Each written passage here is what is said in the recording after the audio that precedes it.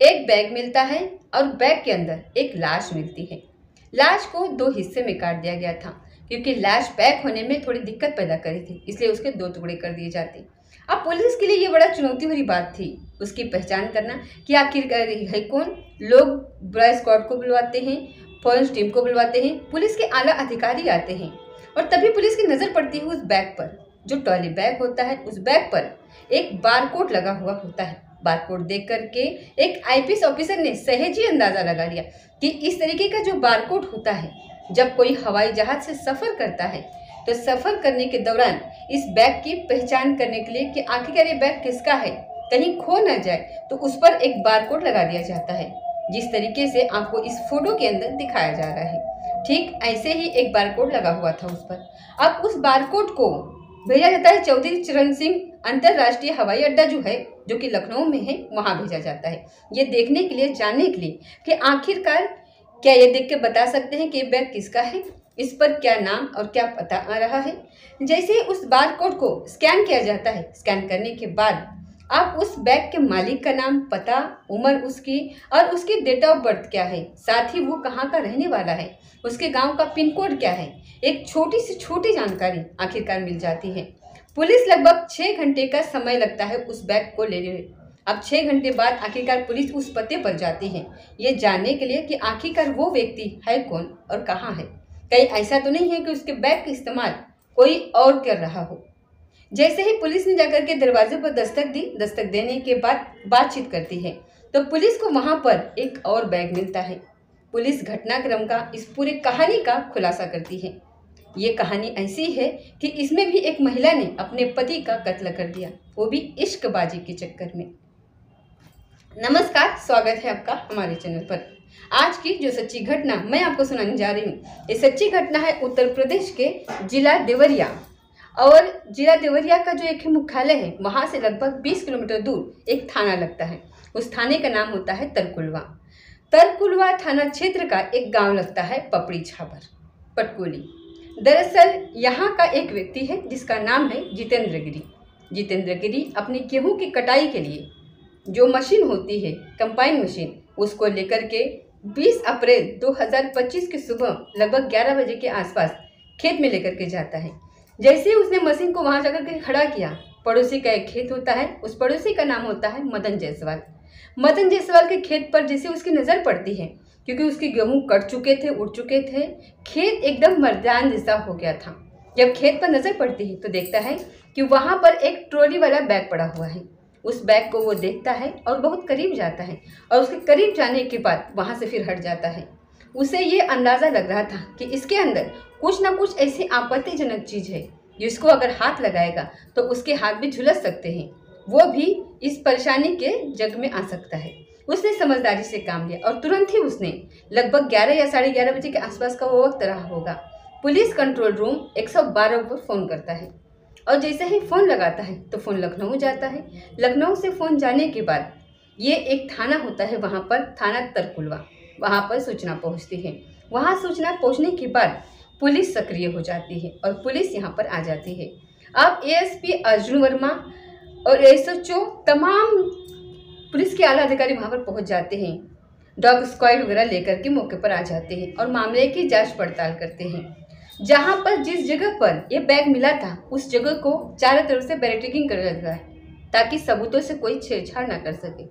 जैसे ये सूचना गांव में पहुंचती है, गांव के सैकड़ों की संख्या में लोग, ग्रामीण और वहाँ पर काम करने वाले के जो आसपास लोग होते हैं वो सभी पहुँच जाते हैं ये देखने के लिए कि आखिरकार एक बैग मिला है और बैग के अंदर है क्या। जैसे एक पुलिस वाला उस बैग को खोल रहा था, वीडियोग्राफी हो रही थी, और जैसे ही उसे पता चलता है कि शरीर के 2 हिस्से हैं, आधा हिस्सा नीचे का है, आधा हिस्सा ऊपर का है। अब ये किसका है, कौन है मरने वाला, अंदाज़ा ऐसे लगाया जा रहा था जैसे कि 35 या 38 साल के आसपास की उसकी उम्र रही होगी और उसे किसी बुरी चीज़ से, धारदार चीज़ से काटा गया है। ऐसा लगता था जैसे उस पर बार बार हमले किए गए थे। ऐसा लग रहा था जैसे किसी ने अपनी बहुत बड़ी दुश्मनी इससे ली है। पुलिस मामले की जांच पड़ताल में जुट जाती है और जुटने के बाद ये कोशिश करती है कि आखिरकार ये पता चल सके कि ये कौन है, कहाँ से आया है, क्या है। तभी पुलिस के एक आईपीएस ऑफिसर की नज़र पड़ती है उस बारकोड पर, जो बारकोड उस बैग जो था, उस ट्रॉली बैग उस पर लगा हुआ था। उस पर कुछ अंक होते हैं, उस अंकों के माध्यम से ये पता चलता है कि आखिरकार मामला क्या है।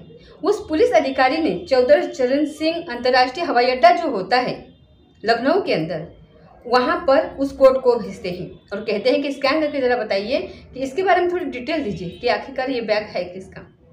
अभी सिर्फ बैग की तलाशी ली जा रही थी, ये लाश किसकी है और इसकी बात बाद में होगी। लेकिन जैसे ही उस बैग के बारे में पता चलता है तो बैग था नौशाद अहमद का, पुत्र अली मोहम्मद, उम्र लगभग 38 साल के आसपास, थाना था मई और जिला इसका होता है देवरिया और गांव होता है भटोली। ये लगभग शाम 6 बजे के आसपास पुलिस इसी के गांव में, इसी के घर पर, इसी के घर के दरवाजे को जैसे ही नॉक करती है, खटखटाती है, तो उसकी पत्नी दरवाज़ा खोलती है। नाम होता है उसका रजिया सुल्तान। रजिया सुल्तान जो होती है वो मिलती है और वो पूछती है कि क्या बात है। तो पुलिस वाले कहते हैं कि हमें आपके पति से मिलना है, क्या बता सकती हो कि तुम्हारे पति का नाम क्या है। तो वो बताती है कि उसके पति का नाम नौशाद अहमद है, उम्र लगभग 38 साल के आसपास है। पुलिस पूछती है कि तुम्हारा पति आखिरकार है कहाँ पर। तो वो कहती है कि वो रात से ही गायब है, रात से मिल ही नहीं रहे। मैंने सब जगह, सब रिश्तेदारों से पूछताछ की, समझ नहीं आ रहा कि करे तो क्या करे। वो अंदर घर के दहलीज पर खड़ी थी, पुलिस वाले बाहर थे। पुलिस वालों ने कोशिश की कि अंदर बैठ करके तसल्ली से आराम से बातचीत करेंगे, क्योंकि कई घंटे से लगातार इसी मामले में वो लगे हुए थे। लेकिन उस महिला ने ना पानी के लिए पूछा, ना घर के अंदर आने के लिए पूछा।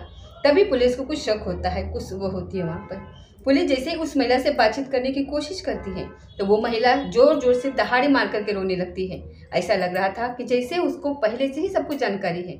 उन्होंने अभी तक ये नहीं बताया था कि तुम्हारा पति कहाँ पर है, कहाँ नहीं है। उनको एक सर्टिफिकेट मिला है, उसके अंदर एक लाश मिली है, लाश 2 टुकड़ों में मिली है, उसका आधा हिस्सा अलग है, ऊपर का हिस्सा अलग है।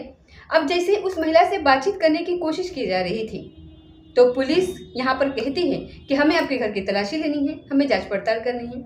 जैसे ही पुलिस ने घर की तलाशी लेना शुरू किया, पुलिस को घर के अंदर एक और बैग मिलता है और उस बैग को पुलिस जब देखती है, खोलती है, तो उसमें खून लगा हुआ था भारी मात्रा में। अब ऐसा लग रहा था कि जैसे कुछ ही घंटे पहले का ये गीला उसमें खून अभी पूरी तरीके से सूखा नहीं था। तभी पुलिस का जो शक था वो यकीन में बदल जाता है। पुलिस पूछती है कि तुमने अपने पति को क्यों मारा और कैसे मारा। अब पुलिस के जो सवाल होते हैं वो ऐसे सवाल होते हैं जिसके जवाब सामने वाला समझ नहीं पाता, इधर उधर घुमाने की बात करता है और सीधा कुछ देर के बाद जब पुलिस अपने तरीके से बात करती है तो वो पटरी पर आ जाता है। और रजिया सुल्तान भी पटरी पर आ चुकी थी। जैसे ही रजिया सुल्तान ने ये कहानी सुनाना शुरू किया, उसने कहा कि नौशाद जो कि इसी गाँव का रहने वाला होता है, जो इसके मामा का बेटा है और मैं उसकी बुआ की बेटी हूँ। ये साल 2014 से ही जब पहले वो यहाँ आती थी अपने और वो बुआ के घर जाता था, तभी दोनों को एक दूसरे से मोहब्बत हो जाती है, प्यार हो जाता है। उसे हमारे गांव में आना अच्छा लगता था। वो रहने वाली होती है जिला बलिया का, थाना बेलपरा और गांव पंडरी होता है, वहाँ की वो रहने वाली होती है। जब ये नौशाद अपने बुआ के घर जाता था तो अच्छा लगता था और जब ये अपने मामा के घर जाती थी तो अच्छा लगता था। इसी बीच में नौशाद जो होता है उसने अपने परिवार वालों से कहा कि मुझे रजिया सुल्तान से शादी करनी है। परिवार वाले घर वाले तैयार नहीं थे कि क्या उल्टे पुल्टे रिश्ते बनाने की कोशिश कर रहे हो, लेकिन दोनों ही जिद पकड़ लेते हैं और साल 2014 में आखिरकार इन दोनों ने शादी कर ली। जैसे ही शादी की इन्होंने, दरअसल जो नौशाद होता है वो 3 भाई होते हैं, एक का नाम दिलशाद, एक का नाम नौशाद और एक का नाम होता है मंसूर। मंसूर गाँव से बाहर रहता है। नौशाद जो होता है ये साल 2015 में दुबई चला जाता है नौकरी करने के लिए कंपनी के अंदर, और दिलशाद जो होता है इसका बड़ा भाई वो भी बाहर विदेश में ही नौकरी करता है।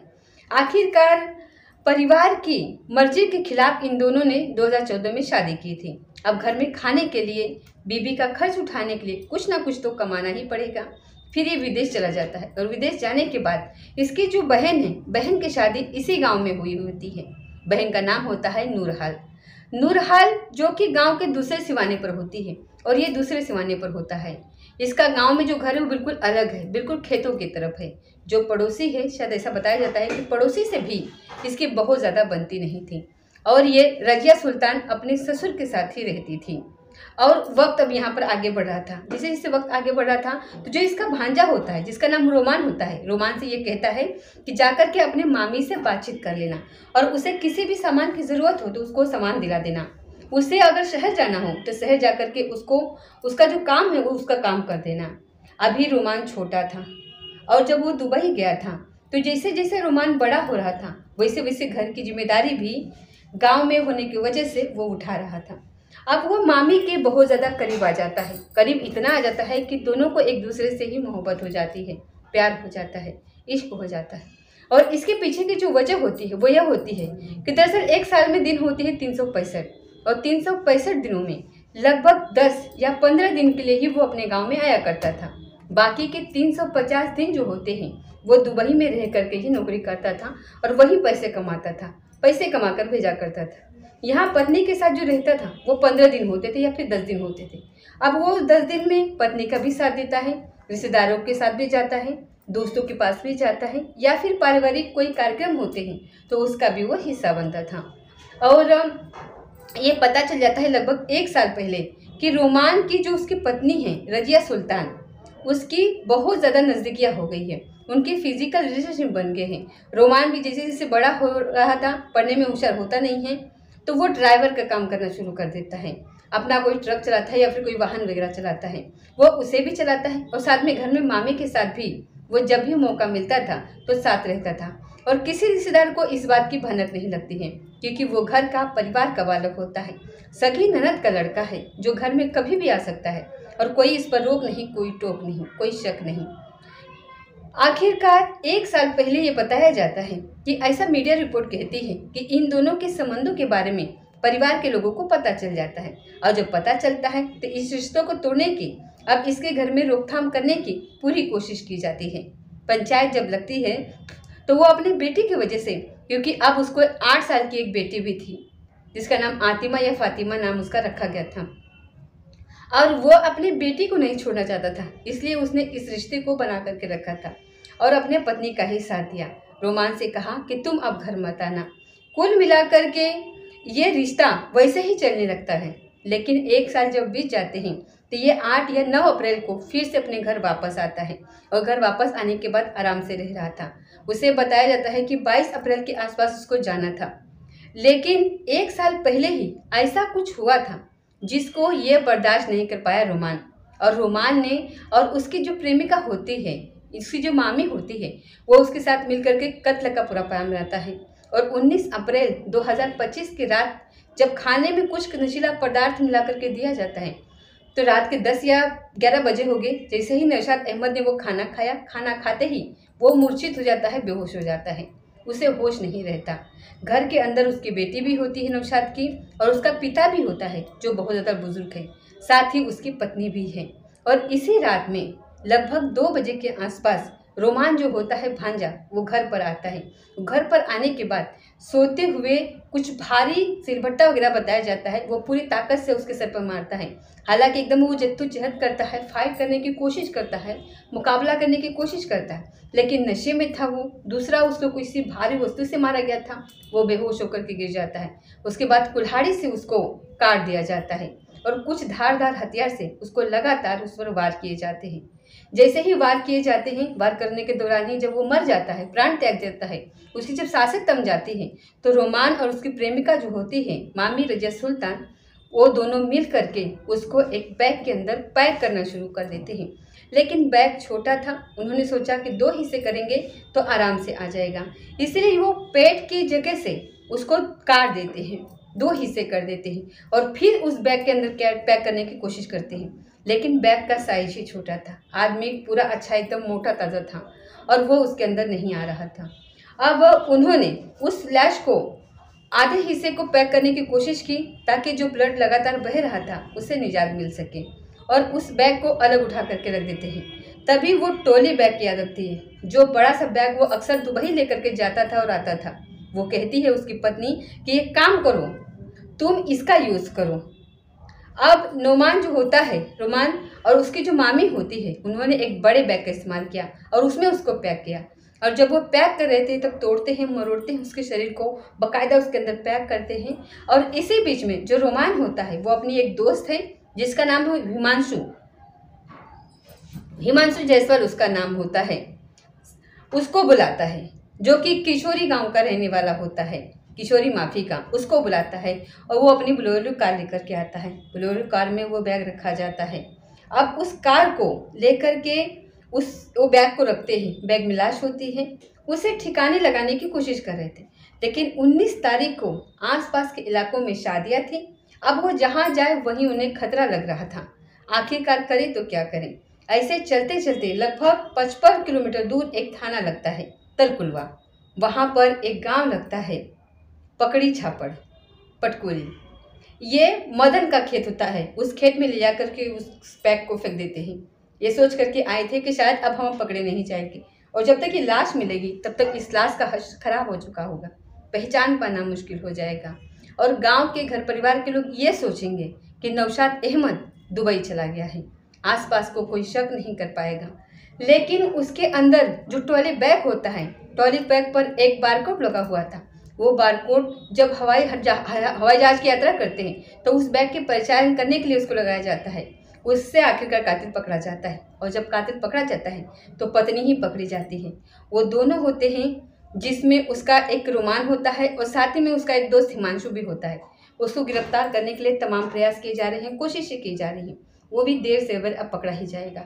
अब बेटी की चिंता सताई रही है कि आखिर बेटी कहाँ पर रहेगी। लेकिन जो बेटी की नानी है अब उस बेटी को लेकर के अपने साथ चली गई है। जिसके बेटी ने उसको मारा है, अब उसी के बेटी को वो पालेंगे। अब दोस्तों, इस घटनाक्रम को सुनाने का उद्देश्य किसी को परेशान करना नहीं है, किसी का दिल दुखाना नहीं है, बल्कि आपको जागरूक करना है, आपको सचेत करना है। और साथ ही ये मई के रहने वाले संतुर मरण सिंह हैं, जो कि पत्रकार हैं और एक बगार से जुड़े हुए हैं, और एक है राजन जी, साथ ही देवरिया के रहने वाले आसिफ इकबाल भी हैं, जो पहले अमर उजाला के पत्रकार हो चुके हैं। ये बहुत सारी जो जानकारी आज की कहानी में हमको मिली है वो हम इन तीनों साथियों से मिली है। इन तीनों का बहुत बहुत शुक्रिया, बहुत बहुत धन्यवाद। जब ये जानने की कोशिश की जाती है तो सवाल ऐसा था साथिया, ये सवाल कि वो 365 दिन का जो साल होता है उसमें 365 दिन जो होते हैं वो बाहर रहता है, और महज 15 दिन के लिए वो घर आता है। और जब वो 15 दिन के लिए सिर्फ घर आया था तो ऐसी क्या वजह थी जो वो हत्या कर देते हैं, जबकि पिछले 15 साल से लगातार ऐसे ही चल रहा था कि अब ऐसा क्या हुआ था कि वो हत्या करने पर उतारू हो गए। इस सवाल का जवाब जानने की कोशिश की तो उन्होंने कहा कि कुछ तो ऐसा था। अब ये जो जानकारी है रोमान के पकड़े जाने के बाद पता चलेगा। हालांकि उस महिला ने बताने की कोशिश शायद की है या फिर नहीं की है, लेकिन पुलिस ने अभी इस बारे में किसी पत्रकार को कुछ भी बताने की कोशिश नहीं की है। ये यही बता रहे हैं कि अवैध संबंधों में ये रोड़ा बना हुआ था। क्या 15 दिन के लिए वो रोड़ा बना हुआ था, बाकी 350 दिन तो वो गायब रहता था। इसमें जो है कुछ साजिशें नजर आ रही हैं। हो सकता है कि 15 साल में उसने कुछ पैसे इकट्ठा किए हों, कुछ पैसे उसके फिक्स पड़े हों, इसके चलते इन्होंने उसका कत्ल किया हो, या फिर बीमा वगैरह का कुछ हो। कुछ तो ऐसा है जिसकी वजह से इसकी हत्या कर दी गई मात्र 15 दिनों के लिए। वरना जो इंसान 350 दिन बाहर रहता है, पैसे कमाता है, पैसे भेजता है और सिर्फ 10-15 दिन के लिए आता है, तो इसको कोई मार करके क्यों ही अपने पैसों मतलब कि जो अपने पैर पर कोई कुल्हाड़ी मारेगा। क्योंकि एक तो हत्या का भी है आरोप, और ऊपर से वो जो पैसे आ रहे थे वो भी बंद हो जाएंगे। तो इसमें आगे की सच्चाई क्या है ये अगले कहानी में हम आपको ज़रूर बताएंगे पता करके। तो दोस्तों, ये थी आज की सच्ची घटना। मिलते हैं अगले किसी सच्ची घटना के साथ। तब तक जय हिंद, जय भारत।